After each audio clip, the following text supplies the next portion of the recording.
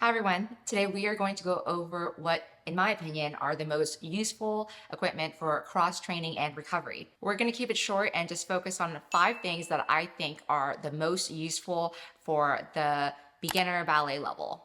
Let's start with something very basic that I think a lot of you have probably heard of, resistance bands. Back when I was a beginner, the biggest brand name for resistance bands was a brand called TheraBand. When I was new to ballet, one thing that I dealt with was constant cramping in my foot. And one thing that was very, very helpful was just strengthening my foot using TheraBands.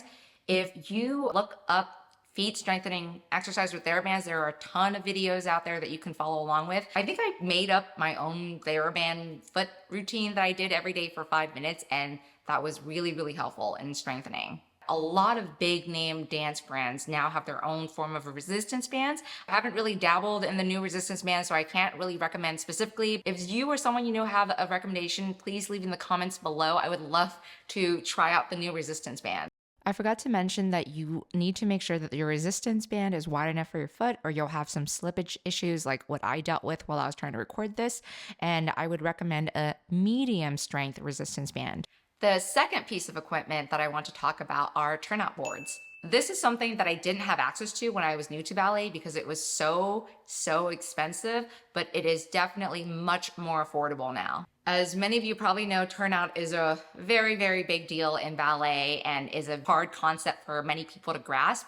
I personally had a very hard time understanding what it felt like to turn out and what muscles to use because I didn't really have enough body awareness when I was new to ballet. So even if I was turning out, I really couldn't tell that I was turning out. What I really like about the turnout board is that it gives people a visual cue when they are doing things correctly because their feet turns out a lot more. I've made a lot of my non-dance friends use the turnout board, and they've all said that it is really fun and useful in figuring out which muscles to engage to turn out their feet. The turnout board that I have is very basic. There is no way to adjust the resistance, but there are a ton of expensive and fancy turnout boards in the market where you can add resistance and push against that when you're turning out to feel your turnout muscles even more if that's something that you're interested in. Of course, it's hard for me to recommend that because this really depends on your use case. If I had a studio space where a lot of people would try out the turnout board, I might consider getting the more expensive one. But I do feel like the plastic turnout boards that I have is a good enough option for personal use. So the third piece of equipment that I would recommend for ballet dancers is a Pilates ring. So a few years into my ballet journey, I started hearing a lot of teachers tell me to engage my inner thighs. And to be completely honest with you, I had no idea what an inner thigh was. So I just kind of ignored that correction and just assumed that they were not talking to me. Finally, I met a teacher whose whole entire philosophy for ballet is engaging your inner thighs. And she did not let me ignore that correction any longer. So I had to figure out how to use my inner thigh in her classes, and it was a struggle. I really could not feel or activate my inner thighs correctly. The only way I could feel my inner thighs was whenever I was using the Pilates ring. To be honest with you, when I first saw the Pilates ring, I felt like it was a little bit gimmicky and I really didn't think it would help me with anything, but it has been a huge part in my inner thigh journey. I still use my Pilates ring even till today. I really like using the ring before class so I can really feel my inner thighs. And when the studio is on break or on holiday, I definitely break out my ring so that I can keep my inner thighs nice and strong for whenever the studio opens up again. So now we're on the recovery part of the equipment recommendations that I have. The fourth thing that I want to recommend is a heating pad. I threw out my back again very recently, and for anyone that has been lucky enough to never ever experience a muscle spasm or a thrown out back, I'll summarize it very quickly. So when you throw out your back, what happens is that your back muscles will contract and they will tighten to protect your spine, which means that it will hurt a lot to move your spine in any direction. The really not fun part about this is that there's really no incentive for you to move around when you have a thrown out back because your muscles are stiff. But if you don't move around, your muscles will stay stiff and it will take way longer to recover. So the best thing you can do is essentially push through the pain and try your best to keep on moving. So what I did was I would lay on the heating pad for around 15 to 20 minutes so that my back muscles would be a little bit more warm and they'd be a little bit less stiff. Then I would do my mobility exercises after that.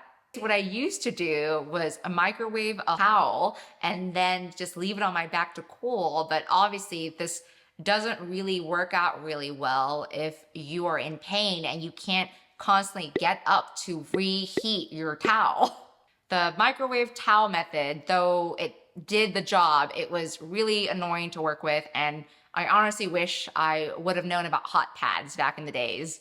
So the heating pad I got was very inexpensive and from Target. You really don't need anything super fancy. You just need something that gets hot. So the last thing that I want to talk about to you all today is actually two things.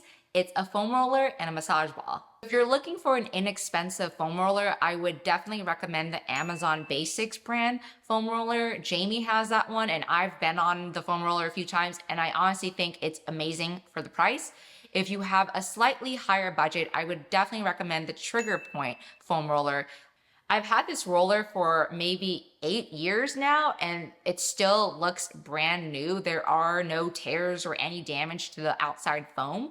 And I love that it's really portable. I have been able to put it in my suitcase and even just carry it almost every single day to and from one of my old ballet studios.